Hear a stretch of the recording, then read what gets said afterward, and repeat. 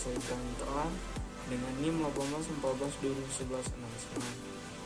Video ini saya buat untuk memenuhi tugas ujian tengah semester keperawatan kritis mengenai tren dan isu latihan fisik pada pasien hemodialisis dengan masalah kidney atau gagal ginjal kronis.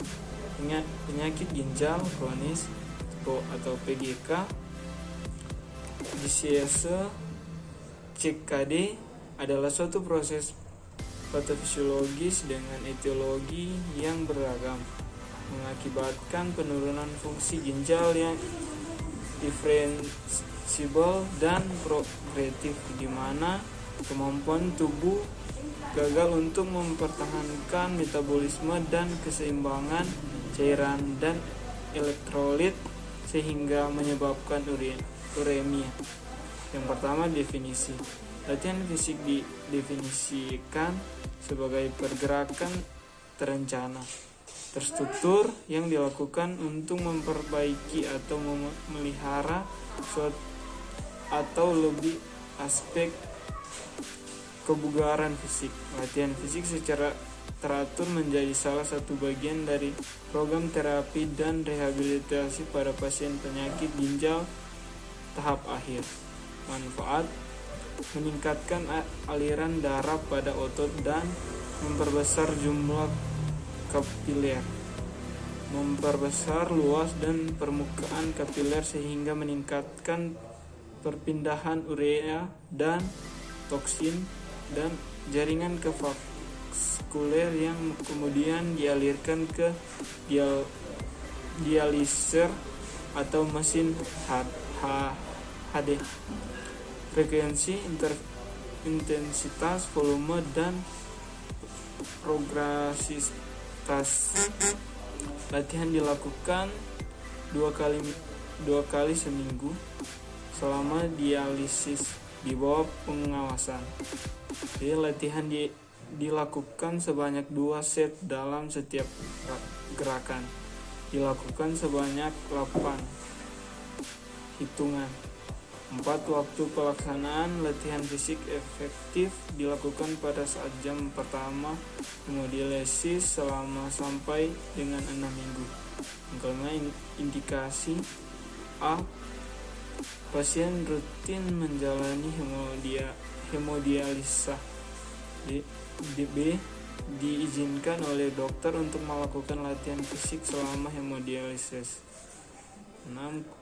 Kontraindikasi.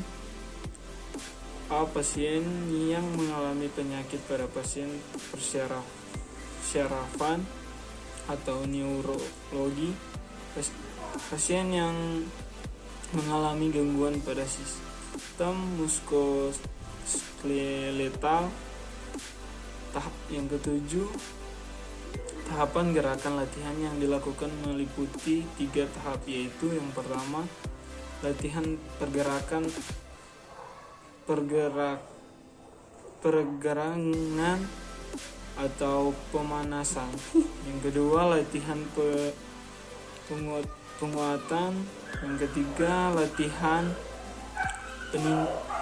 pendinginan. 8. Evaluasi, mengobservasi keadaan umum pasien, mengukur tanda-tanda vital meliputi tekanan darah, denyut nadi, frekuensi pernafasan, dan suhu tubuh jika perlu. Yang ke-9, hal-hal yang perlu diperhatikan saat pelaksanaan latihan fisik selama hemodialisis, yaitu sebagai berikut. Yang pertama, lakukan gerak sesuai dengan kemampuan.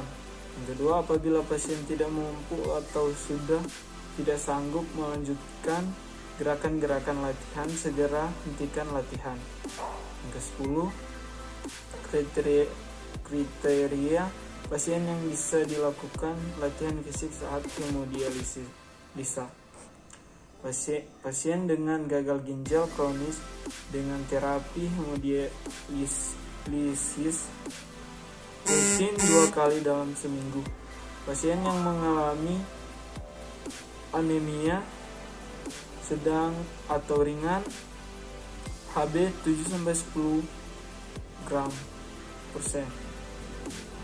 Pasien yang berusia 20 tahun sampai 55 tahun. B. Penurunan fungsi fisik dengan skala Borg 213 atau angka berat. Pasien dengan kesadaran baik. 11. Penelitian tentang aktivitas latihan fisik terhadap pasien yang menjalani hemodialisa.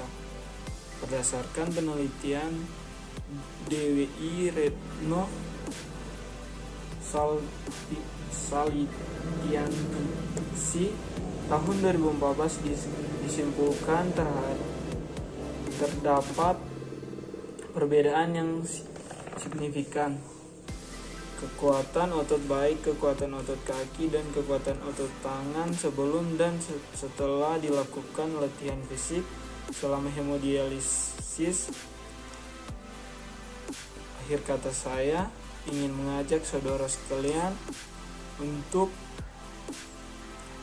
bergabung bersama kami di Perguruan Tinggi Universitas Pembangunan Indonesia Manado, karena di Universitas Pembangunan Indonesia Manado ada begitu banyak pilihan fakultas seperti Fakultas Keperawatan ditambah dengan Profesi Nurse, Fakultas Hukum, Fakultas Pertanian, Fakultas Sastra, Fakultas Teknik, dan Fakultas Fisik.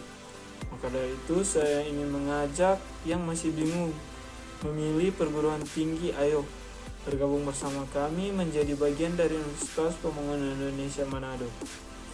Maju UMPI, Jaya UMPI. Terima kasih.